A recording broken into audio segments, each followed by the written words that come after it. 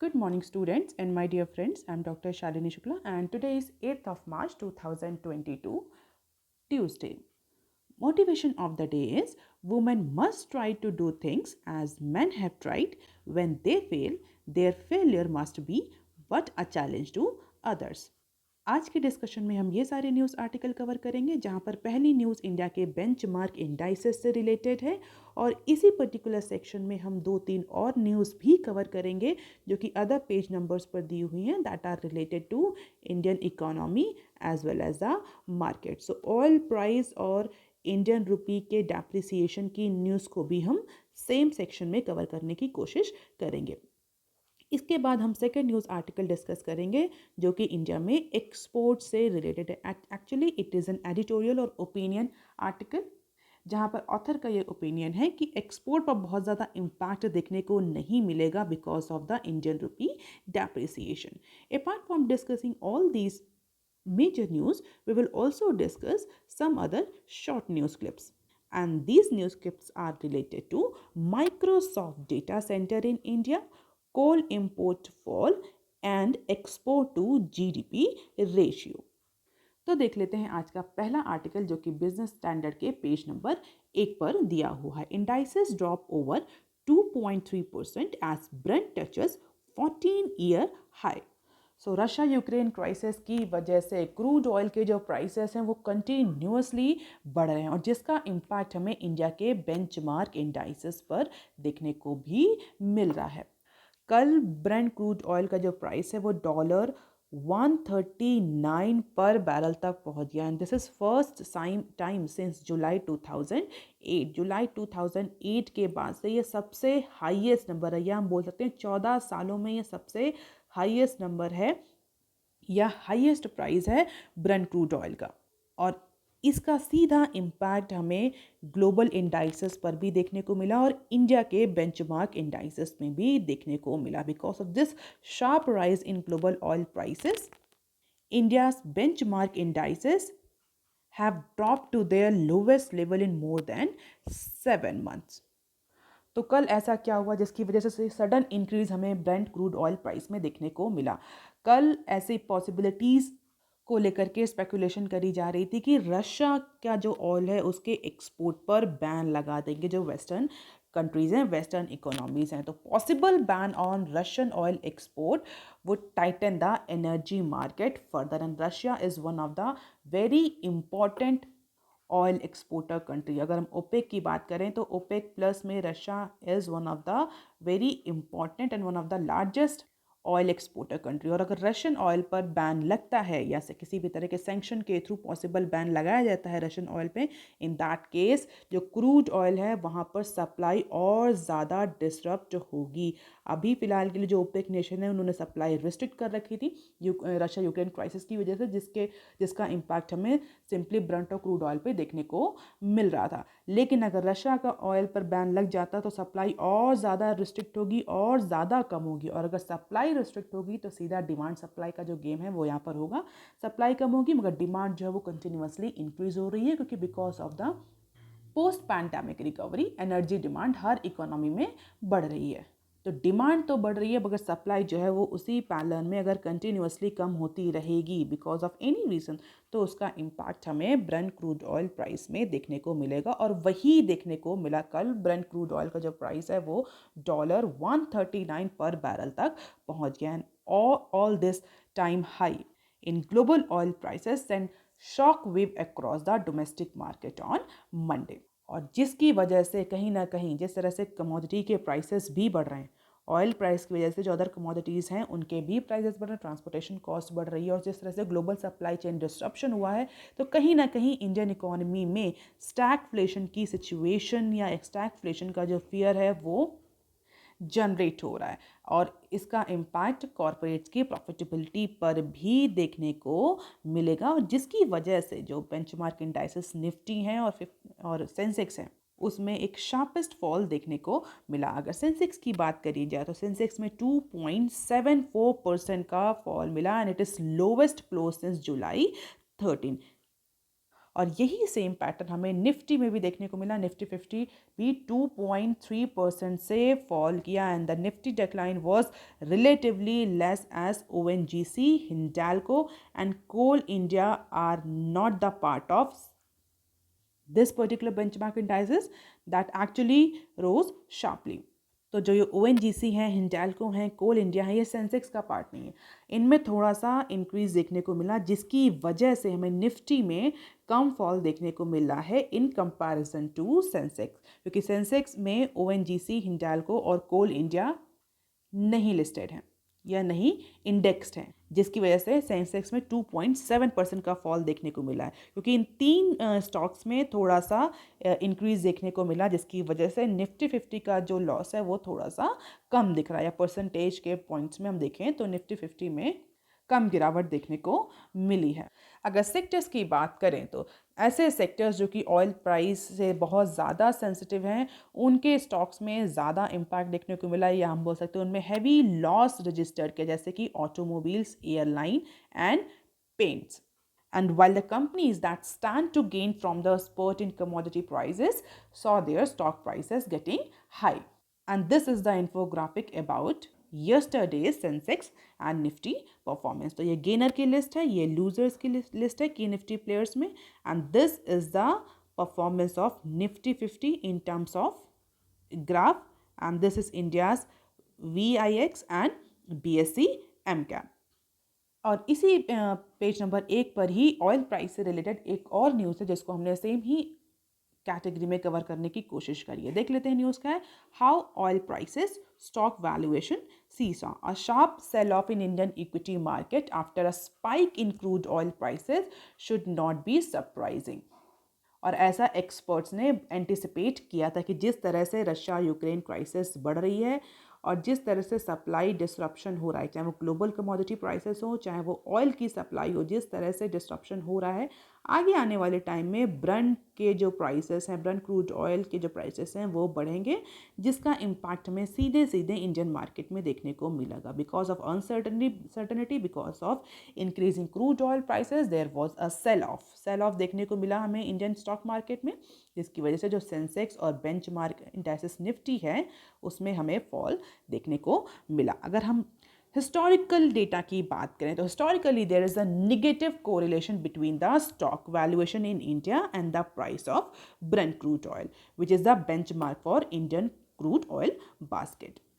Brent crude oil के अलावा और कौन सा क्रूड ऑयल होता है, आप मुझे कमेंट सेक्शन में लिखकर बताएं। Why we always say Brent crude oil, why we do not say crude oil only? It means Brent के अलावा अदर क्रूड ऑयल भी होते होंगे, तो आप मुझे कमेंट सेक्शन में उनके नाम लिख करके बता सकते हैं। तो हम बात कर रहे थे कि डेटा की बात करें तो generally in general circumstances there is a negative correlation between the stock valuation in India and the price of brent crude oil. और 2011 से 14 से लेकर के क्रूड ऑयल जो था वो अप्रॉक्सीमेटली $100 पर बैरल पर ट्रेड हुआ for extended period, and the Sensex trailing price earning PE ratio was 18x and average during that period, nearly 22% lower than the current PE index, that is 23x. And this is the trend, tracking the historical trend. We can see Brent crude oil versus Sensex PE, Brent crude versus Indian rupee and dollar exchange rate. तो हम ये देख सकते हैं, this blue bar indicates the crude oil prices, Brent crude oil prices, red line indicates the Sensex PE. In the same pattern, this red line indicates the exchange rate between Indian rupee and US dollar, and this blue line indicates the Brent crude oil prices. तो इसको study करके आप थोड़ा सा trend identify कर सकते हैं। बाकी न्यूज़ में डेटा दिया हुआ है, you can just have the glimpse of it in order to understand the relation between the brent crude oil and Sensex और स्टॉक वैल्यूएशन। इसके अलावा INR और USD डॉलर के एक्सचेंज रेट को लेकर भी एक न्यूज़ दी हुई है। रुपी नियर 77 पर डॉलर इन ऑल टाइम लो। तो because of this crisis, because of the supply chain disruption, because of the crude oil prices increasing, Indian rupee plunged to a record low while the bond yield jumped to on concern over the high inflation. तो Indian rupee जो है वो 77 Indian rupee पर dollar के rate पर पहुंच चुका है and it is all time low in the history of exchange rate और करेंसी मार्केट। तो जिस तरह से क्रूड ऑयल के प्राइसेस बढ़ रहे हैं, इसको लेकर के ये इंडिया में कंसर्न है कि that may leads to high inflation. Definitely इसका तो इम्पैक्ट इंडिया की इन्फ्लेशन पर पड़ेगा ही पड़ेगा। अपार्ट फ्रॉम इट, जिस तरह से करंट अकाउंट डेफिसिट वाइडन होगा, क्योंकि इंडिया जो है वो इम्पोर्ट ओरिएंटेड कंट्री है, हम अपना मेजर क्रूड ऑयल जो है रिक्वायरमेंट जो है वो इम्पोर्ट से पूरी करते हैं, और चूंकि प्राइस बढ़ रहे हैं तो हमारा इंपोर्ट बिल भी बढ़ेगा, और जो हमारा करंट अकाउंट डेफिसिट CAD को वाइडन करेगा। क्योंकि इस समय जो क्रूड ऑयल के प्राइसेस है, स्पेशली ब्रेंट क्रूड ऑयल जो कि इंडिया में इंडेक्स एक इम्पोर्टेंट क्रूड ऑयल है, वो $139 पर बैरल तक पहुंच चुका है because of the intensifying Russia Ukraine war. And the rupee closed the day at 76.96 per dollar, the lowest ever after plunging 1.05% against the dollar. और इससे पहले का जो रिकॉर्ड था वो अप्रैल 2020 का रिकॉर्ड, अप्रैल 16 2020 का रिकॉर्ड था। Previous all time low for the rupee was recorded on April 16 2020 when it closed approximately 76.87%। तो इससे पहले अप्रैल 16 2020 में इंडियन रुपी ने इतनी वर्स्ट परफॉर्मेंस दी थी, जब इंडियन रुपी 76.87 पर डॉलर तक पहुंच गया था।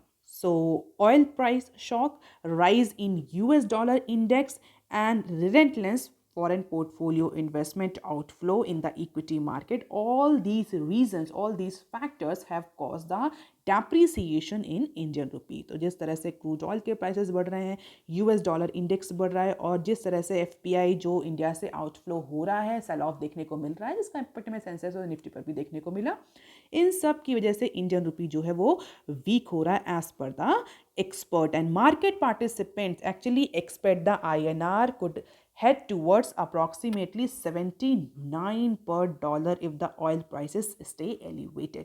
तो ये एंटिसिपेट किया जा रहा है कि अगर इसी तरह से क्रूड ऑयल के प्राइसेस बढ़ते रहे तो ये नंबर तक इंडियन रुपी पहुंच सकता है। लेकिन जिस तरह से RBI जो है एग्रेसिव इंटरवेंशन कर रही है, तो हो सकता है थोड़ा सा हमें कम वोलाटाइल या वोलाटिलिटी देखने को मिले करेंसी मार्केट में। We expect rupee to remain under pressure till oil prices fall. लेकिन ये जो 79 का नंबर एंटिसिपेट किया जा रहा है, बहुत जल्दी नहीं, बहुत ज़्यादा वोलेटाइल सिचुएशन नहीं होगी, क्योंकि RBI फिर अब इंटरवेंशन करेगी। A range of 76.50 and 78.50 can be seen over the near term as per the expert. 79 तक पहुंचने में अभी टाइम लगेगा because of the number of और एग्रेसिव इंटरवेंशंस बाय RBI। और ऐसा नहीं कि जो इम्पैक्ट हमें सिर्फ इंडियन रुपी में देखने को मिल रहा है, इसके अलावा जो अदर एशियन करेंसीज हैं वहाँ पर भी इम्पैक्ट पड़ रहा है ब्रेंट क्रूड ऑयल का। डेफिनेटली हर इकोनॉमी पर पड़ेगा जो भी इकोनॉमी ऑयल से रिलेटेड है, चाहे वो साउथ कोरियन हो, चाहे फिलीपीन पेसो हो, ताइवान डॉलर हो, जितने भी जो करेंसीज हैं Asian currency, Singapore dollar, Malaysian currency हो, हांगकॉन्ग डॉलर हो, येन हो, सब पर ब्रेंट क्रूड ऑयल के इंक्रीजिंग प्राइस का इम्पैक्ट देखने को मिल रहा है। And this is the last 5 times when rupee has fallen over 1%। This is the scale in reverse, rupee spot in terms of percentage, and this is the government security 10 years government securities yield since March 4 March to 7th of March। तो definitely अगर Indian rupee और currency market इस तरीके से fluctuate कर रहा है तो बॉन्ड यील्ड है वो भी जंप करेगी, जो कि हमें ग्राफ में क्लियरली विजिबल हो रहा है। तो बॉन्ड जो 10 साल का जो बॉन्ड है, गवर्नमेंट बॉन्ड है, उसकी जो यील्ड है वो 6.889 तक पहुंच चुकी है। Minded student, 10 years government bonds are the benchmark indices for Indian economy for deciding the prevailing interest rate। तो benchmark indices की benchmark की अगर बात करें इंटरेस्ट रेट के लिए, तो 10 साल के जो गवर्नमेंट सिक्योरिटीज़ हैं वो यूज़ होते हैं। जिस तरह से यील्ड रेट बढ़ रहा है, that somewhere indicating the increase in interest rate, जिसकी वजह से स्टैगफ्लेशन की सिचुएशन को लेकर के बहुत ज़्यादा रिस्क जनरेट हो रहा है इंडियन इकोनॉमी में, क्योंकि इन्फ्लेशन बढ़ रही है बट इकोनॉमिक ग्रोथ है वो वहीं पर स्टेगनेंट है। That situation is called as stagflation. तो ऐसा लग रहा है कि कहीं इन सारे इंटरनेशनल फैक्टर्स की वजह से कहीं इंडियन इकोनॉमी स्टैगफ्लेशन की सिचुएशन में ना जाए। बट येस, RBI जो है वो कंटिन्यूसली इंटरवेंशन कर रही है in order to maintain the bond yield, in order to maintain the INR USD exchange rate as well as money supply in the market. अब देख लेते हैं article number 2 that is given on page number 11. That is basically an editorial. Falling rupee unlikely to shore up export. एक general tendency क्या होती है, अगर हम बात करें करेंसी या फॉरेन एक्सचेंज की या एक्सपोर्ट इंपोर्ट की, इंटरनेशनल ट्रेड की बात करें, तो ये कहा जाता है कि अगर करेंसी डेप्रिसिएट करती है किसी भी इकोनॉमी की, तो वहाँ का जो एक्सपोर्ट है वो सस्ता होता है। ये एंटिसिपेट करते हैं कि because of the currency depreciation जो इंपोर्ट है उस इकोनॉमी का, वो एक्सपोर्ट जो है उस इकोनॉमी का वो इंक्रीज करेगा। तो ऐसा कहा जाता है कि करेंसी डेप्रिसिएशन में लीड्स टू चीपर एक्सपोर्ट, और जिससे कि कंट्री को कॉस्ट एडवांटेज मिलता है इंटरनेशनल ट्रेड में, और कंट्री का, पर्टिकुलर कंट्री का जो एक्सपोर्ट होता है वो बढ़ता है। And China actually use this particular currency depreciation very much in order to increase its export. As we all know, China is export oriented country and India is import oriented country. हमारी बहुत ज़्यादा dependency export products पर है। अगर हमारे imported products पर, अगर हम एक्सपोर्ट भी करते हैं तो उसमें भी जो रॉ मटेरियल यूज़ होता है वो most of the raw material is, और intermediate raw material is actually imported. तो India is import oriented country in general sense and where is China is export oriented country. और China दो factor basically use करता है in order to increase its export. एक तो currency depreciation that makes China's export cheaper than other counterpart economies. Apart from it, China also use economy of scale, mass production करता है, जैसे जो per unit cost आती है product की वो भी कम होती है। तो बेसिकली ये दो कंसेप्ट को यूज़ करते हैं चाइना अपने एक्सपोर्ट को बूस्ट करता है। अब इंडिया के केस में क्या है, इंडिया के केस में भी यही सारे जो जनरल इकोनॉमिक लॉज होते हैं ये अप्लाई होते हैं कि अगर इंडिया का INR यानी जो इंडियन रुपी वीक हो रहा है, जैसे कि हमने पहली न्यूज़ में डिस्कस किया कि जो इंडियन रुपी है वो वीक हो रहा है, and it could reach up to 79 per dollar, 79 INR पर डॉलर। तो ऐसा एंटिसिपेट किया जा सकता है कि अगर इंडियन रुपी डेप्रिसिएशन हो रहा है, इंडियन करेंसी की डिवैल्यूएशन हो रही है, तो that may leads to cheaper export. India के एक्सपोर्ट को सस्ता करेगा, जिससे कि इंडिया का एक्सपोर्ट जो है वो इंक्रीज होना चाहिए, हमारा जो बैलेंस ऑफ पेमेंट है वो इम्प्रूव होना चाहिए। बट एक्सपर्ट का ये कहना है इस एडिटोरियल में कि ऐसा नहीं है। India's exports are unlikely to get the immediate boost because of the depreciating Indian rupee, जो कि मंडे को अपने लोवेस्ट पॉइंट पर रहा।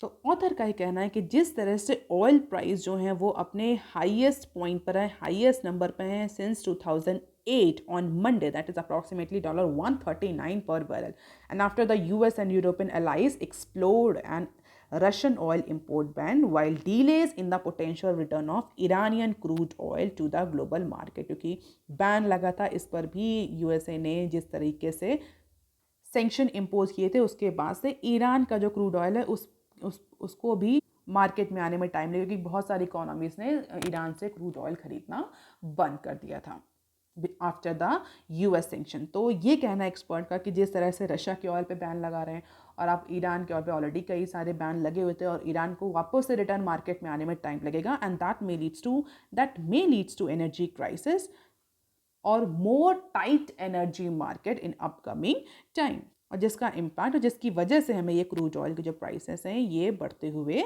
दिख रहे हैं, और उसका इम्पैक्ट हमें इंडियन रुपी पर भी देखने को मिल रहा है। Weak Indian rupee should theoretically bode well for exporter and in general economic scenario, कि इंडियन रुपी कमज़ोर हो रहा है तो एक्सपोर्टर्स के लिए अच्छा है, हमारा जो एक्सपोर्ट है वो चीप होता है, और अगर एक्सपोर्ट चीप हो रहा है तो उसको कॉस्ट एडवांटेज मिलेगा तो वो बढ़ना चाहिए।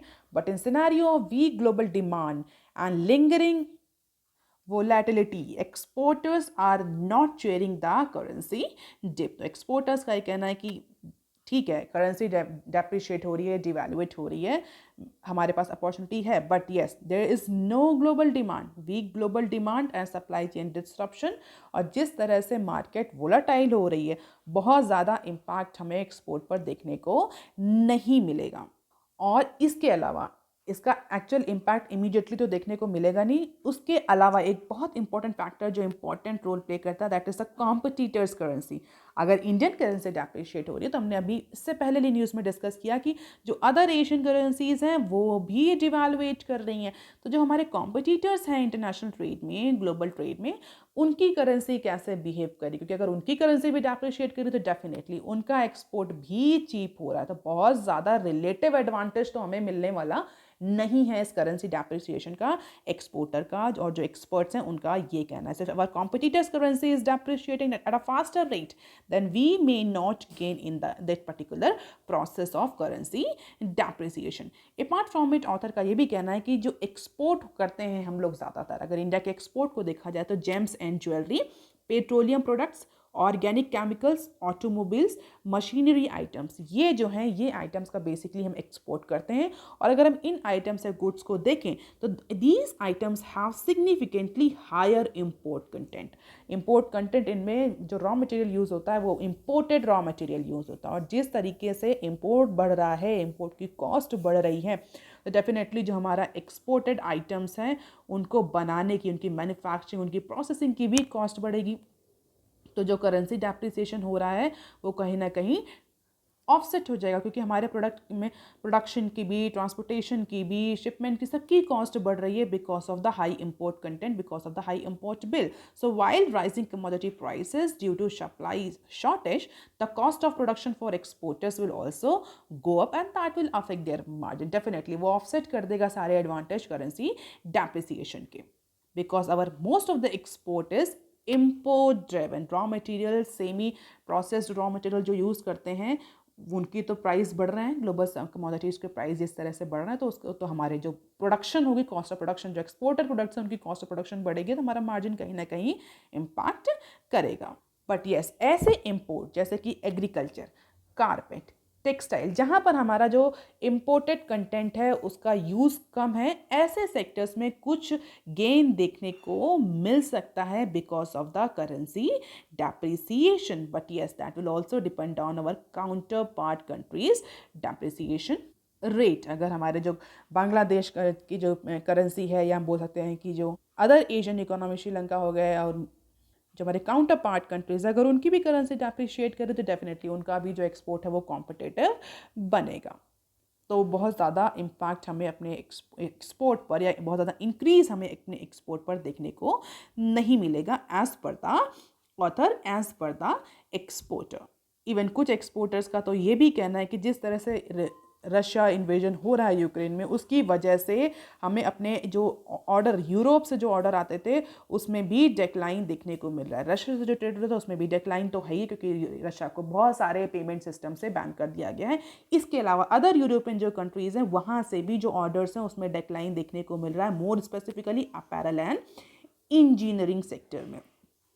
And analysts say if the trend continues, it can have the impact on export demand in upcoming months as well, because Europe is one of the largest export market for India, और इस समय Europe जो है वो highly volatile है, तो जो orders हैं वो भी डिक्लाइन हो रहे हैं। तो डेफिनेटली एक्सपोर्टर्स का कहना है कि आरबीआई को इंटरवेंशन करने की ज़रूरत है for maintaining the currency depreciation, क्योंकि बहुत ज़्यादा इम्पैक्ट या बहुत ज़्यादा एडवांटेज हमें एक्सपोर्ट के टर्म्स में देखने को नहीं मिलेगा। And this is the Indian rupee movement and India's export. ये हम देख सकते हैं average rupee for the fiscal year, ये रुपी का मूवमेंट है, and this bar, red bar indicates the export. तो किस तरह से इंडियन रुपी के मूवमेंट के साथ हमारा एक्सपोर्ट बढ़ रहा है, तो हम देख सकते हैं कि जैसे जैसे इंडियन रुपी जो है वो बढ़ रहा है तो हमें कोई एक्सपोर्ट में खासा कमी देखने को नहीं मिलती है लॉन्ग टर्म में, क्योंकि अदर फैक्टर्स जो हैं वो रोल प्ले करते हैं यहाँ पर।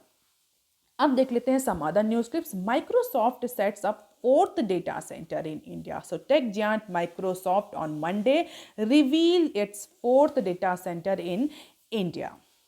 हालांकि कितना इन्वेस्टमेंट करेगा माइक्रोसॉफ्ट इसमें, इसको लेकर के अभी कोई भी डिस्क्लोजर नहीं है, but yes, this particular centre will be situated in Hyderabad and it will be one of the largest in India, and approximately 2025 से इसको ऑपरेशनल करने की बात हो रही है एज पर द माइक्रोसॉफ्ट। तो और अगर प्रीवियस इन्वेस्टमेंट को देखें तो अभी तक माइक्रोसॉफ्ट ने 15,000 करोड़ का इन्वेस्टमेंट किया है 15 सालों में for scaling up and developing the data centers in Telangana.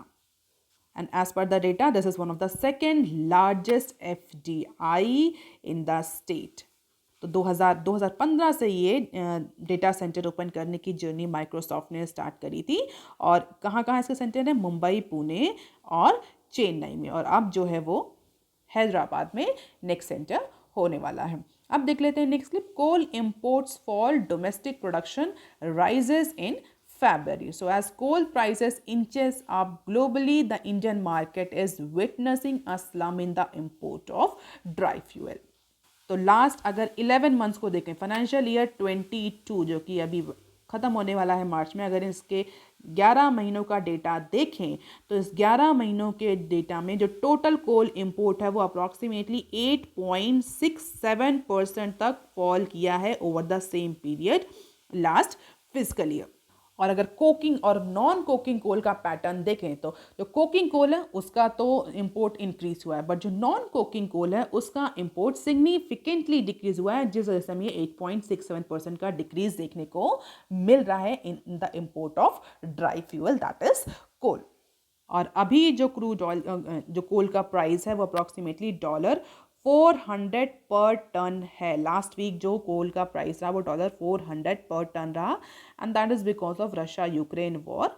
There is an increase in the cost of metal and fuel including the brent crude oil, coal as well. और Russia जो कि इस particular crisis में directly involved है, 10 to 15% constitute करता है global coal supply में, चाहे तो गैस सप्लाई हो, क्रूड ऑयल की सप्लाई हो और चाहे कोल की सप्लाई हो। Russia is one of the very significant country. तो 10 से 15% की कोल सप्लाई केवल रशिया करता है ग्लोबल कोल सप्लाई चेन में। लेकिन अगर इंडिया की बात करें, इंडिया की बहुत ज़्यादा डिपेंडेंसी नहीं है रशिया पर कोल को लेकर के। इंडिया की जो कोल डिमांड है वो मोस्टली इंडोनेशिया और ऑस्ट्रेलिया के कोल से पूरी होती है। तो और इसीलिए इंडिया को बहुत ज़्यादा रिस्क नहीं है एटलीस्ट इस सेक्टर में।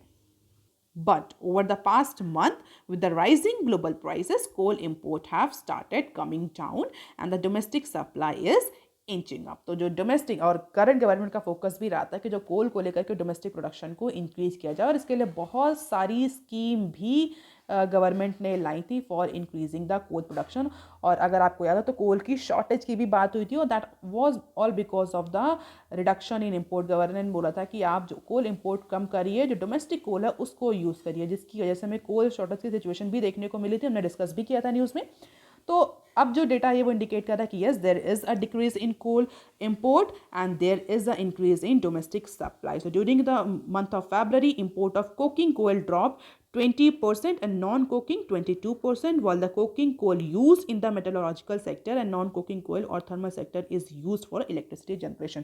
तो यूज इंक्रीज हो रहा है जिसको सब डोमेस्टिक सप्लाई पूरा कर रही है, इंपोर्ट में डिक्रीज देखने को मिल रहा है, and that is somewhere a good news for Indian economy. अब देख लेते हैं next clip. Export to GDP ratio trying to get back financial year 14।